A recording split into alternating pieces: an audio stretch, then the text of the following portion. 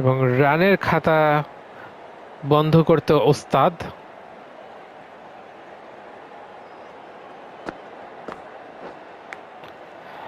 Age হয়েছিল, তবে ফিল্ডারের ঠিক আগেই ড্রপ খাওয়াতে উইকেটটি পেলেন না।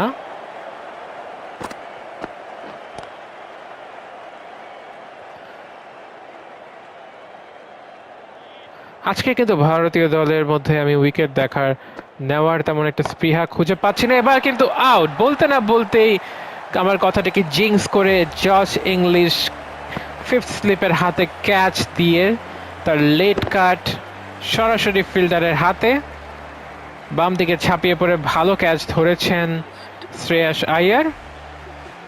কিন্তু আমি বলছিলাম যে আজকে ভারতীয় দল কিন্তু রান চেক দেওয়াতে বেশি ব্যস্ত, উইকেট নেওয়া